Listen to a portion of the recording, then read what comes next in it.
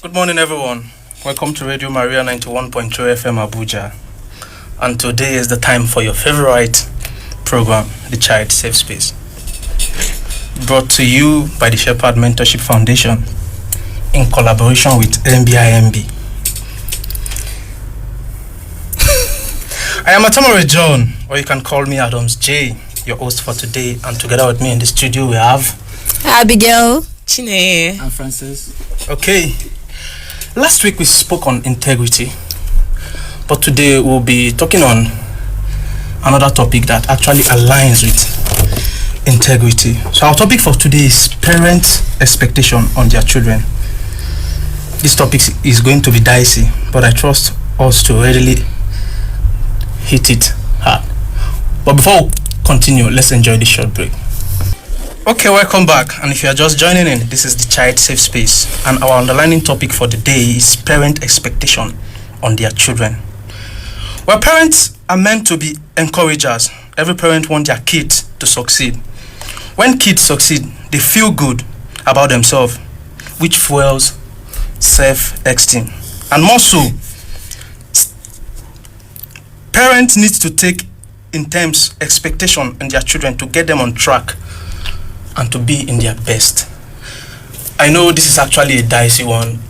People will say, those of us on there, are we actually parents already? But I think as people that have grown, we pass through this stage from maybe the hands of our parents or our guardians. So at least we should be able to have one or two input about this. Or what do you think, Francis? Yeah, I would say expectations, first of all, sets of beliefs, attitudes, assumptions, about a particular person or a situation, how you want something to turn out, how you want a person to turn out. And to me, I strongly believe that parents play like a major role in this. You get, so... Yeah, okay, Chine. See, one thing about... Okay, I won't say... Wait, how will I address this thing now? When it comes to setting expectations, even as individuals, we set expectations for ourselves. But we're talking about children. Yeah, it's good to set expectations because setting expectations is just like setting goals. Yeah, like right. At the end of this term, I would like to come first. A child can say that to themselves, or the parents can be like, at the end of the term, I want you to come first. I expect you to come first. Those who are doing it do not have two heads. Do you understand? So, like those are examples of expectations that we have witnessed, or some of us have witnessed growing up.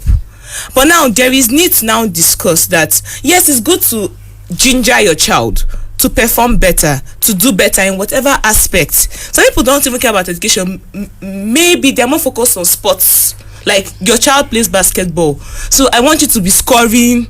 I really don't know how the pointers for basketball is. So basketballers in the house, help me out. So I want basketballer in this house. We are here, so but let's keep riding. Okay, so like I want you to be scoring these pointers.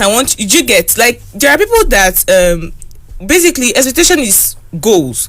Now, how are you communicating that goal you're expecting your child to achieve? How are you communicating it? Are you giving the child the impression of this is do or die? Or are you giving them the impression that just do your best? Do you understand? Yeah. Do you understand? So yeah, that's what we're going to be addressing and delving into during the course of this but you understand, children will do what is expected of them, right? Yeah. If you set high expectation for them, they generally live up to those expectations. Expect little from them, and you get very little from them. So I feel there should be a balance.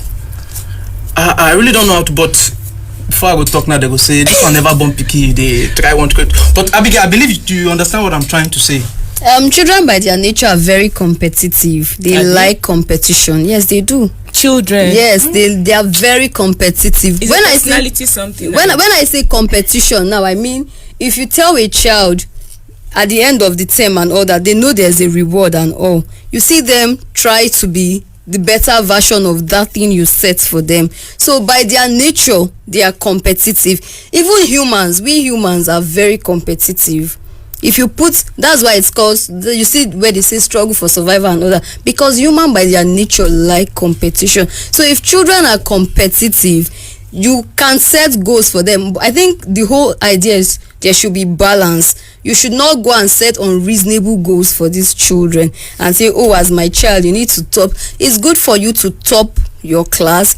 You know, growing up, they'll tell you if you carry first, they'll buy you bicycle. The bicycle will never sort you date, you know.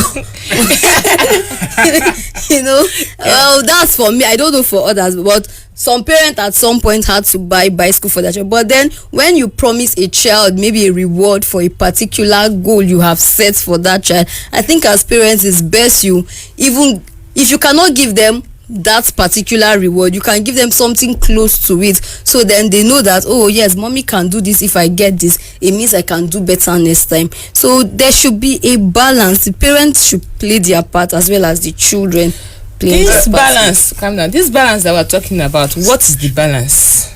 Because I'm interpreting your balance as fair, but correct me if I'm wrong, that yes, it's good to set goals for your children. It's good to tell them, I would like you to, or rather, instead of balance, how about we start swapping the words we use? Rather than say, I want you to come first this term, recognizing your child's ability. Their strength. I want You have to be recognize their ability.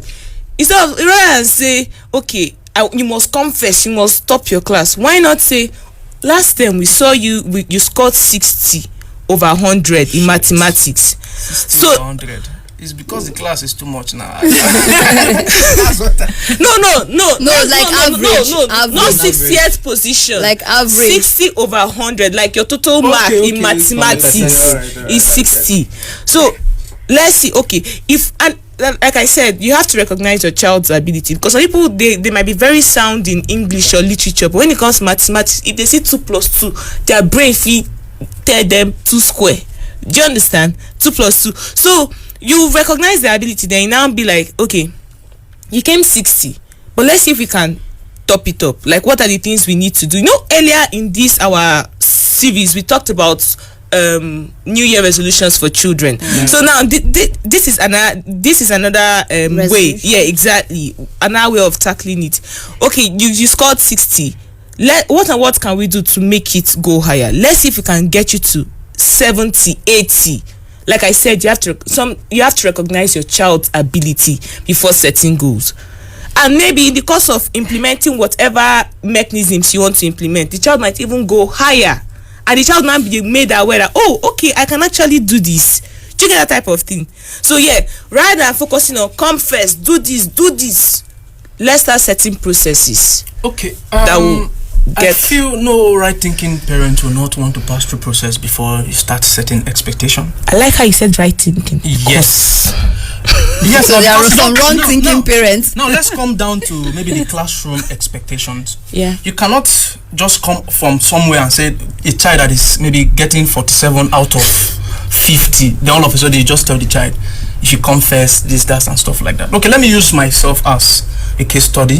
When I was in primary school, I usually my position usually fall between 7, 5, 6, 8 and the likes, from like out of 54, because we are not much in the class Catholic school. But there was a time my elder brother, because he has always been my role model, he told me that, okay, if you come first or second, I'll get you this particular shoe. Yeah. And back then, I am someone that loves shoe. Till now, I never changed. Thank you, because I was about to correct too. Like, So- back then.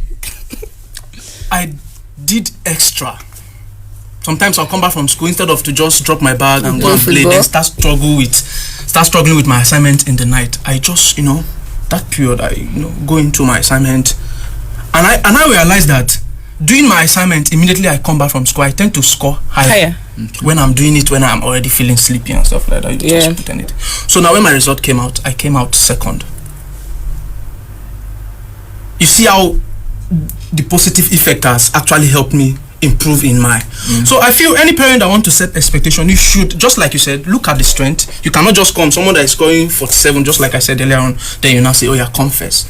Now someone that is scoring 7, 8, 6 is very close to first, second, and third. I think it's easy. Just play. So I think that, I believe that's the kind of balancing she's trying to talk about. That you just set very high standard, or maybe the expectation you should expect from someone that is 15 years, then you now bring it to someone that is actually just 6 years, and you expect them to actually do that. So okay, so I would say, as much as we want to make expectations for ourselves or for our kids, we need to recognize which is unrealistic and which is realistic. yes. Now, in my opinion, you don't just set a very high standard, Yes, a very yes. high goalpost. Like, Yeah. you must reach this overnight. Yeah. You know your child's capability or Yeah. your own personal capability. Yeah. If you want to achieve something, you start with a step, then Brick by celebrate brick. little wins. Yes. This child isn't able to get what you set out, probably take first. The child didn't get first, but the child improved way more than before. There should be some sort of encouragement, some sort of reward. Yeah. This would encourage a child to do more. If I could spend a little more time doing something like this and it improved, okay, and my parents were happy, this time around I'll double my efforts. Yes. So double the hustle. Exactly. Keep doubling and doubling. Don't just want to jump from A to Z, but at least let them be a process. Process. I love that word. Yes, Process. process. Focusing on the process, because It's very, very important actually. when we dropped this topic, this reminded me, I'll try to speak very fast. This reminded me of an ad that I saw. You know, Asian families, they are known for, they are high achievers. Yeah. If you go to classrooms and an Asian kid is there, best believe that he's usually the person that is topping the class with gap. So from the movies that we've seen that there is usually, like, will I say, I want to use the word pressure, but there's a pressure to perform well. Yeah. So there is this ad I saw. This family had 2 children. So obviously now they have, and the elder child, he's smart, but he tried his best. Like one night when everybody had slept, he was with his reading lamp, he was reading his book, falling asleep on his book. One thing he didn't know was that his mother passed and saw him. So results day came, his brother steady A+++, and he came with, I think it was B-. So everybody was hailing him. They even gave him extra meat. I'm just trying to like tell the story the way I can remember it. They even gave him extra meat. The boy was already feeling sad on his own side of the dining room. His mother now patted him on the back and smiled at him and told him congratulations, and also gave him extra meat. The thing is that time his mother saw him, she recognized the process. Do you understand? It's not really the outcome. She saw the process. He didn't know that was what happened. But imagine that feeling of pride that yes, I did better, and now he's more encouraged, because when you attain something, there is now a new foundation for you to grow from. You cannot just start from crawl to run. A newborn baby that is learning to, child doesn't wake up one day from crawling starts running. No, they start taking step by step, and each step, if you see that for babies we see that the first step is applauded. Why can't we continue that tradition, that mannerism with our children, like, and with ourselves? Yes, you want to climb skyscraper, but first of all climb staircase first. Do you understand? Then from there you grow. So when we recognize that there's a growth in a child's performance in a particular sector, applaud it. Then if there's still room for improvement, applaud first before you now say, okay, but you can do this, you can do this, you can do this. Because another thing we've noticed that we humans, our brains are wired to criticism. Someone might do something very good, but it's the very thing that is wrong that you will pick. If humans are actually wired like that. No, we are wired because our brains are wired for survival. So we recognize threats, we recognize bad things faster than good things. Someone can finish arranging this dining table very well. You are not commented on the food, but because you saw small oil drop that dropped on your white tablecloth. Exactly. Why? Why? So you get, so we should also like be conscious of that. Yes, our brains are wired, but we're the owners of our brains, so we can actually rewire it. The cells, we can unlearn. Exactly, we can unlearn and relearn. So yes, you have a goal. Make it realistic. Focus on the process. Recognize the hard work that is being put in to achieve that goal, and that way you will be kinder to yourself, or the parents. That way you will show kindness. Even if they don't reach that 80 over 100, but maybe you will not say that they reach 67 over 100 in that mathematics. Encouragement to make them get better. Exactly. And so do not make it a do or die affair, because it's this type of thing that pushes children. Before you know, someone is carrying new general mathematics inside exam hall.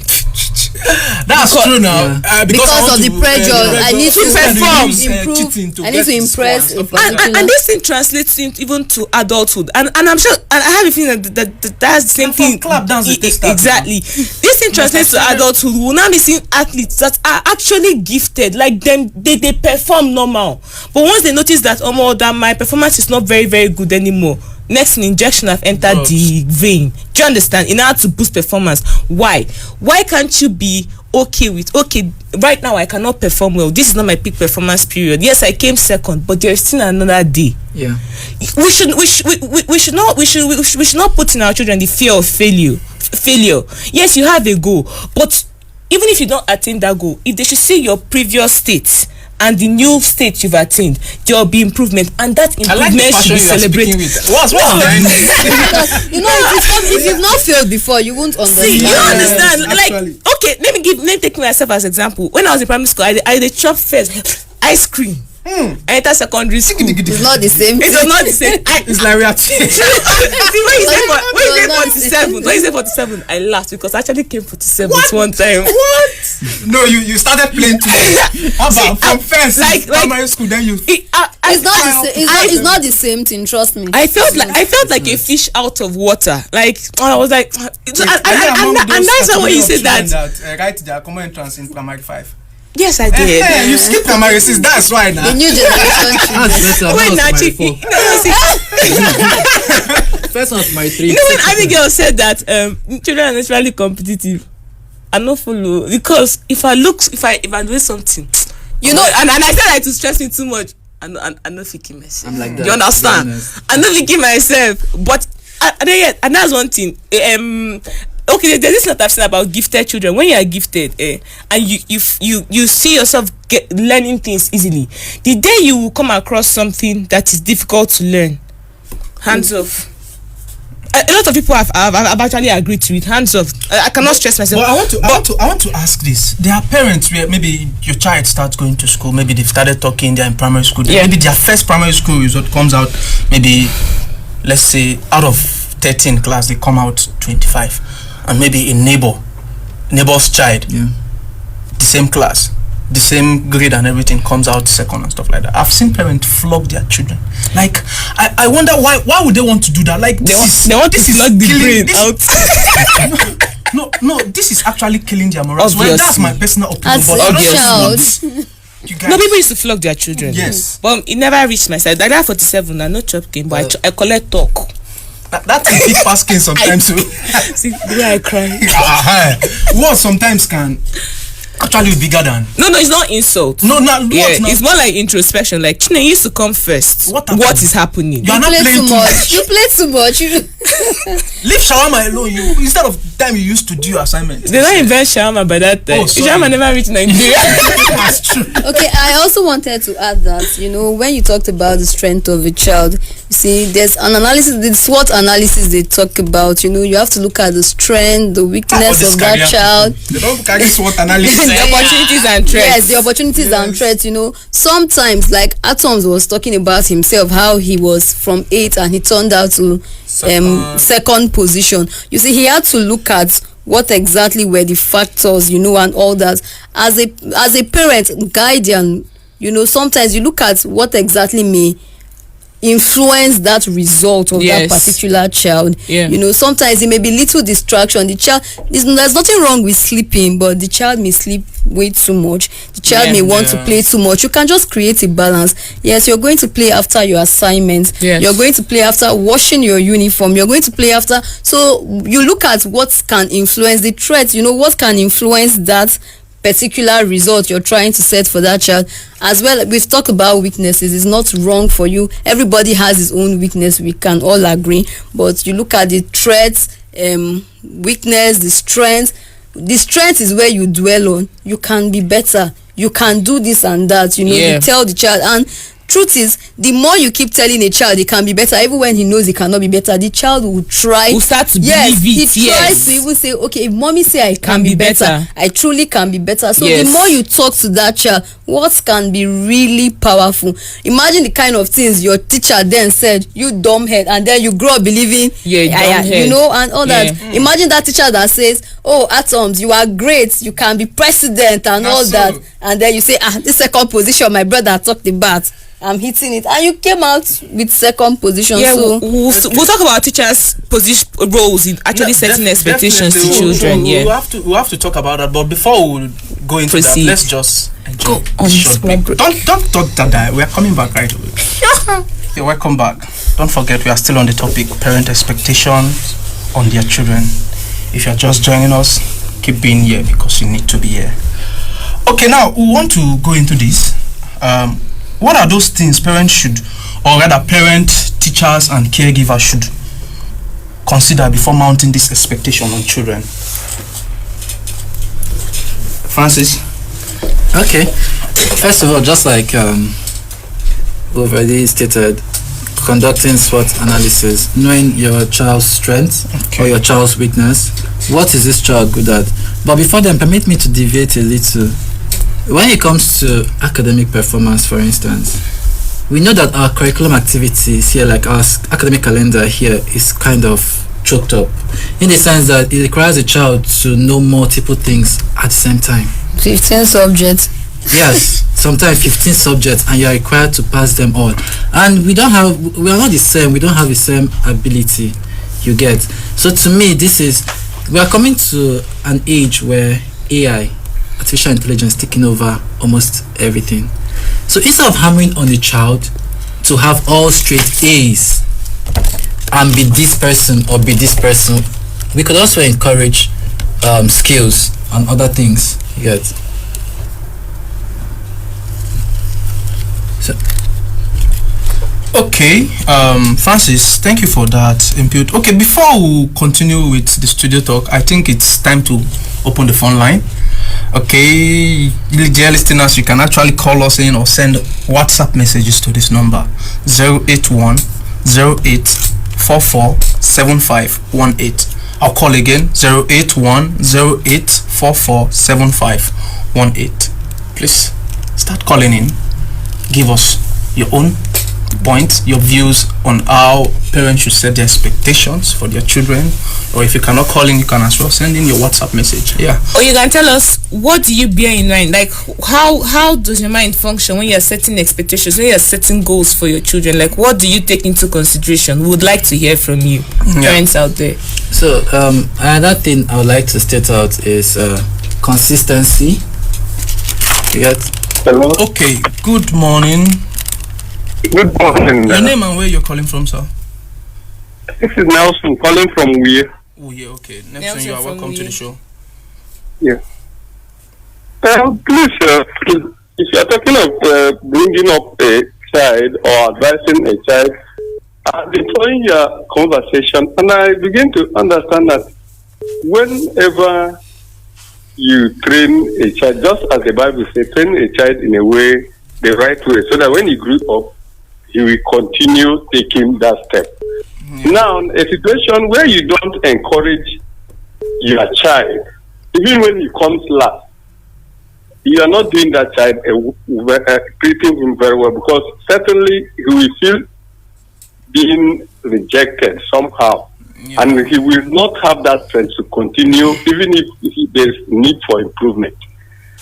Now, coming to our academic calendar, for instance, is so choked that sometimes when I finished from school, I began to wonder sometimes, how was I managing to cope with 11 subjects in secondary school? And they expected me to get out of it with a good result. But also some of us did it because it was hard that time. We read with lamps and all the rest of them to make sure we come out fine. Now, my cousin who is in Asia, do you know how Asians do their academic activities? They do it in a way that out of that 11 subjects, if a child passes only 2, is very good in only 2 subjects, they will forget about the remaining 9 and focus the child's attention on that 2 subjects. Wow. And yes, and he will come out with flying color. He will come out as a figure in that field. You may not know that he doesn't know physics, he doesn't know chemistry, but he knows another subject, the Islamic science, very well. So they train him particularly on that. Yeah. That's making us feel. I don't know how our academic activities is doing well in this country. We take it all wrong and we go about troubling children who doesn't really understand what to do. Sometimes they are confused. Thank you very much. Thank you very much. Thank you Mr. very Thank you very much, sir. Mr. Nielsen. Mr. I think it moved from trusting the process. Like maybe if your child comes last, don't just why stuff like that. Encourage this person to get better. Then he now moved to trusting the process. Then finally, we have another call coming. Focusing on strengths. Yeah. Hello. Good morning. Good morning. Your name and where you're calling from? My name is Emmanuel. I'm calling. Your name is what? Emmanuel. Okay, Emmanuel. You're welcome to the show. Yeah, I want to. We talked about Emmanuel, please, you're sounding faint. Can you? You should I increase don't your know. voice. Are you be more closer audible, to your please? phone? Yeah. Be more audible. Can't hear you very well in the studio. Okay, sorry. This is perfect now. Can you hear me now? Yes, we can hear you. Okay, I said we were talking about teaching a child when he does not perform. Yeah. There is some circumstance that warrant that, and not all the time. I'm a teacher and I'm also a parent. Okay. So, my own younger brother, when I found out that he was very good in mathematics and he was not good in other subjects, English, like all the subjects that you cram, he was good in calculation. What I did was I focused my strength on mathematics area. Yeah. And sometimes you find out that if you live in that mathematics, you will not reach, you say, anything they give me, I will pass. And it's a little bit true, but it's also very bad. So sometimes when he is lazy, you find out that instead of getting 70 over 70 in his mathematics, he's getting 50, 60. So there's a time that I will have to tell him that this time around, if you score less than that 70, I will give it. Even the Bible says that if you fear the rod, for the child. Yeah, so you will find out that you will now start reading, and also that this year will now come upon him that my brother said if I did not get up to that mark, but when he comes to with his result and you check and you know that he has done well, you appreciate. Yeah. That's why. So it is not that you remove the rod out of the child, because even the Bible says the head of a child is full of foolishness. It's only the rod of correction that drives out. So we have to drive out of foolishness out of children. Yeah. Thank you, Mr. Emmanuel, for that contribution. Thank you so much. Thank you very much. Okay. We have another call. Hello, please, can you turn down the volume of your radio, please? Okay. Can you hear me now? Yeah, Yes, I can you hear can. you. Your name and where you're calling from, please. Okay, good morning. My name is Blessing, calling from Garimpa. Okay, good morning, Blessing. Welcome to the show. I appreciate the program so far. Wait, your radio is still quite high, please. Quite high. Bit. Okay. Is it better now? Yeah, it is. Okay, I want to contribute to, I want to say that there are some children that can be slow in learning. Yeah, that's Yes. Like being focused. A child should be focused and then staying in the process, trusting the process. There are some children that what you teach them today, they may not look as if they can't really understand it, but much later they now realize, Kai, that thing that auntie taught me some years back, it is that thing that they become perfect and they start doing well in that particular thing. Exactly. But initially it was as if it was not even getting into their head at all. So some children that can be slow in learning, but they learn later. The fact is just stay focused and then trust the process. The process. Thank you. Thank you very much. Thank you very much.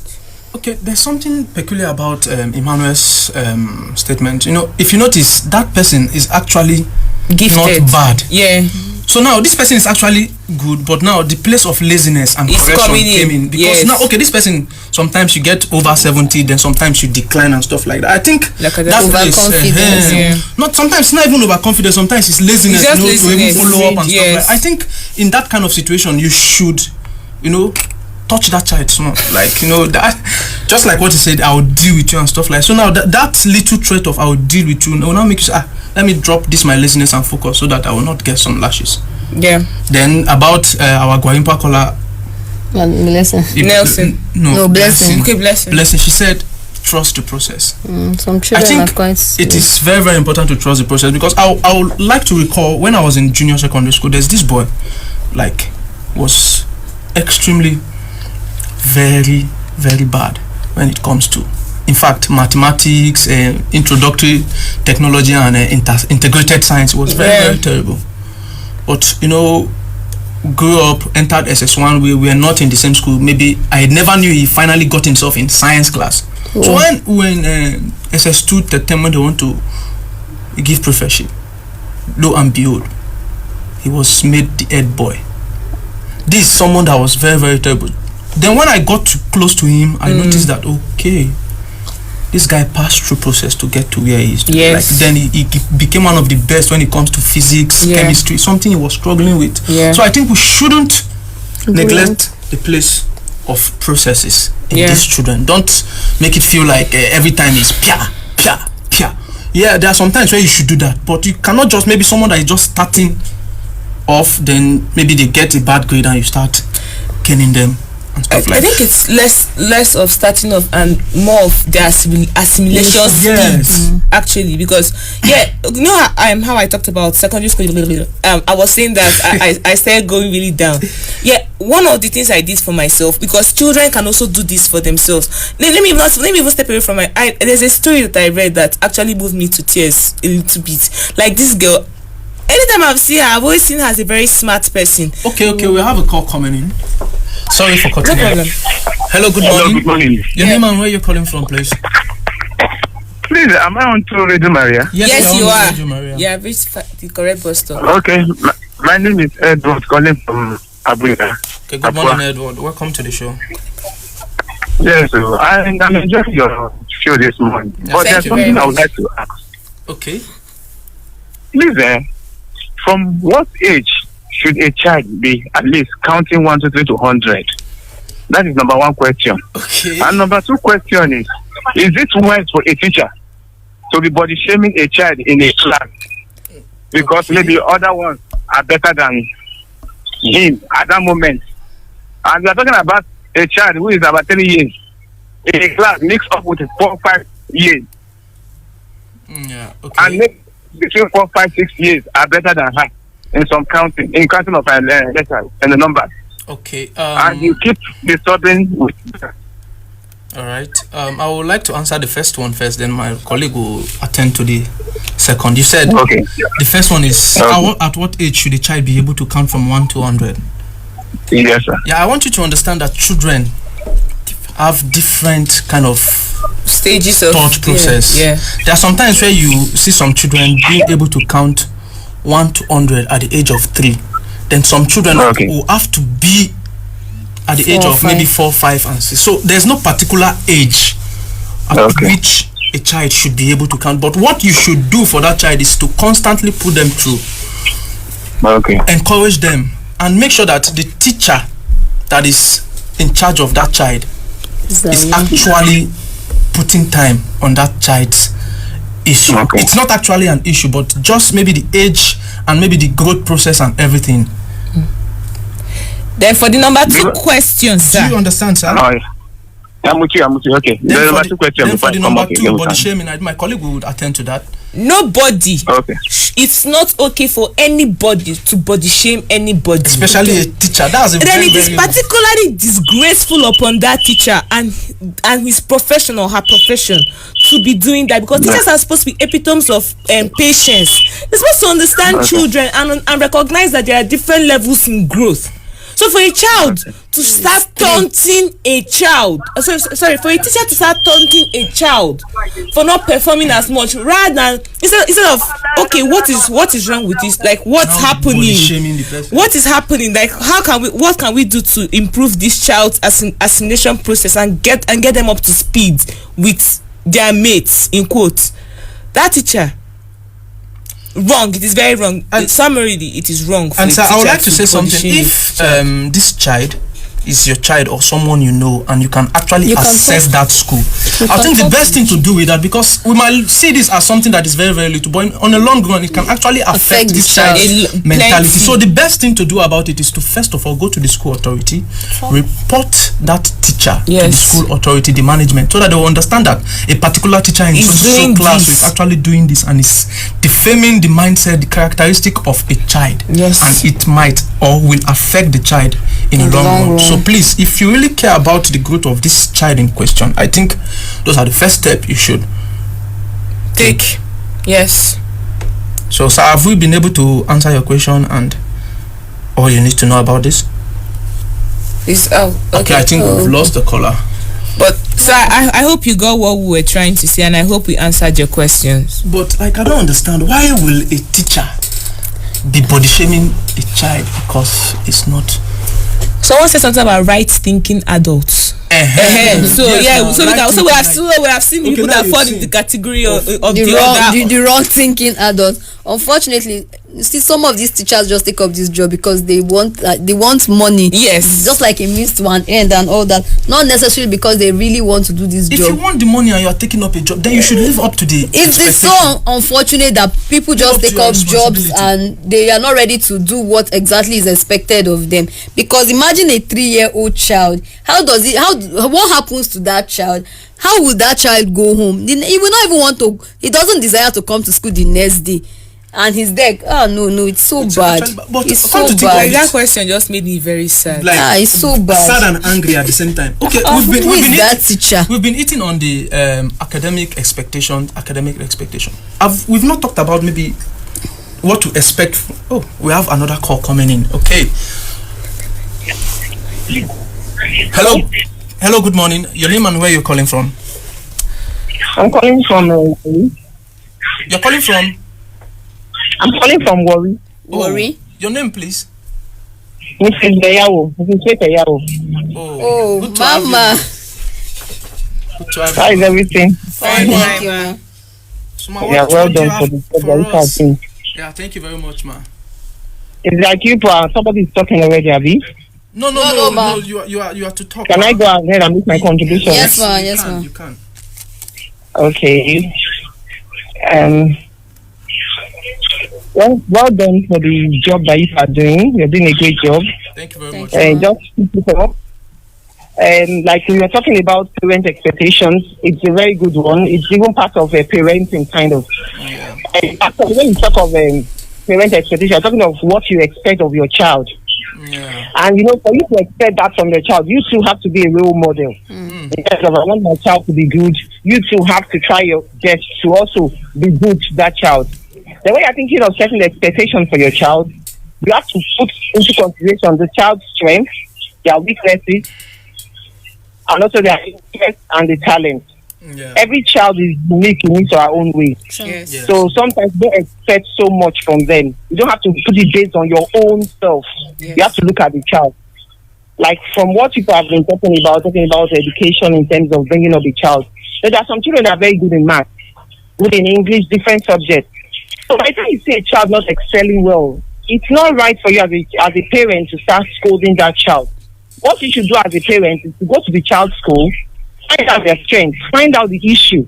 Then you as a parent will now work on it to aid that child. Okay. Because there are some parents that you want a child to become a medical doctor, and that child is not good in science. So you don't have to push it on that child. Find out what that child is good in. Then you now help that child, mold that child, and build that child in her own interest and expectation. And you see that child will excel very, very well. So it's very important that for a parent, because what we want from all our children, we want our children to be the best in life, want them to be successful, want them to be great. True. So we too have to help them, to put them in that line of their interest and in their talent, so that you don't see a child going out, you're not forcing a child to do what you don't expect them to, because you are building on your own expectations.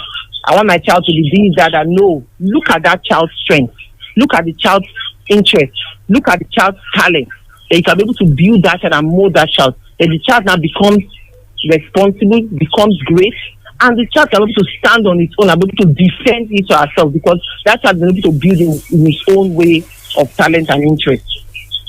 So now we are just narrowing it to just education. But once you digress this to other parts, you have to be the role model. I want my child to be respectful. You have to learn to respect. I want my child to be successful. You have to put that light to say, in terms of going to school, taking up their assignments, helping them to lead them. Because there are some parents that just, I want my child to be the best. But you're not there to guide that child.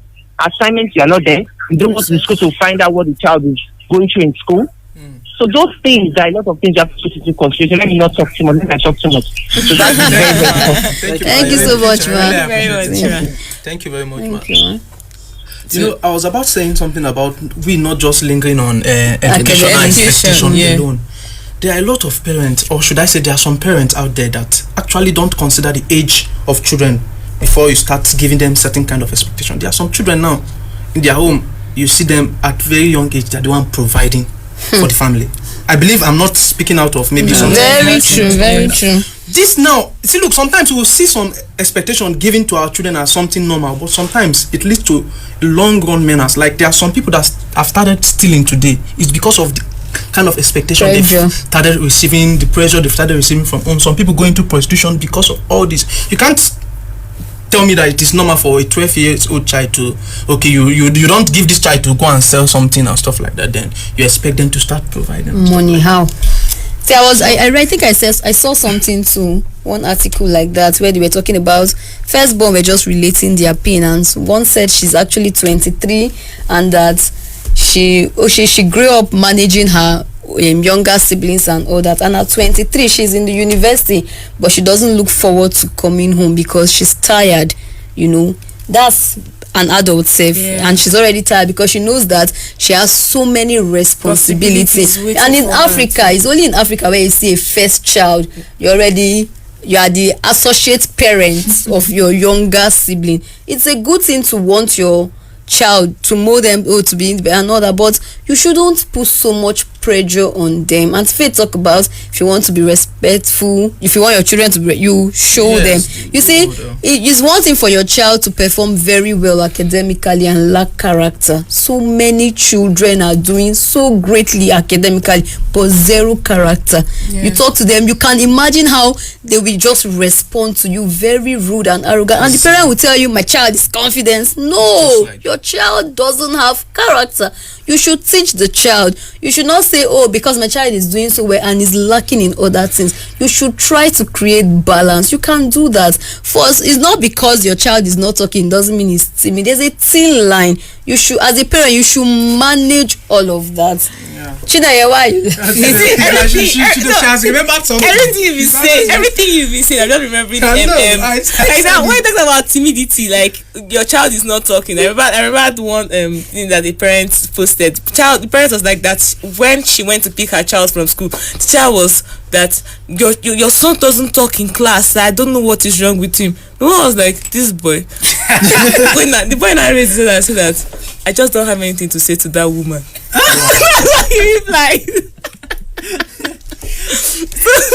No, that's what I remember, and that's what made me laugh. Another thing that Abigail said that struck, you see children performing well academically. They even put the well in quotes because we don't even know what they are doing to show that good result. But they lack character. Someone that lacks character, do you think anything good that comes out of that child is done the right way. Let me ask that. Let me just throw that out.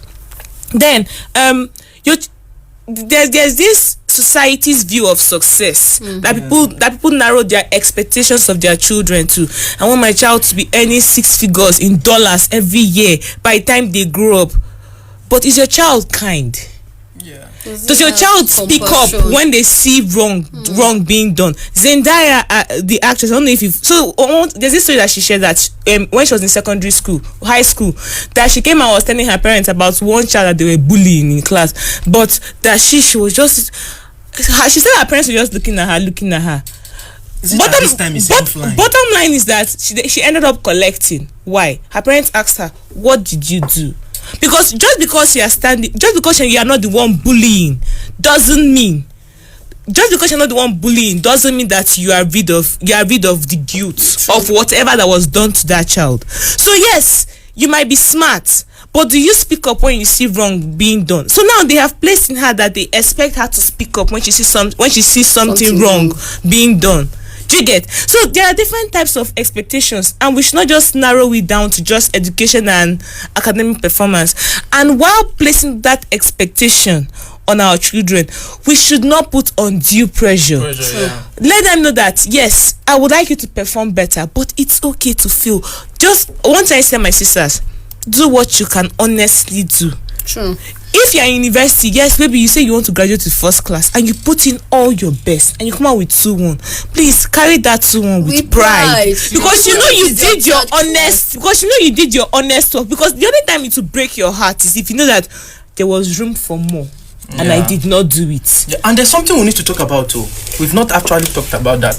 You know, parents set expectation for their children based on themselves. Like maybe at that age, I wasn't good in mathematics, so I don't expect my own child should be good in mathematics. I think it's an error to actually do that to your kid. The fact that you were not good at a particular thing at a particular age doesn't mean you should translate it to the life of your child or your children. It can also be the reverse. Yes.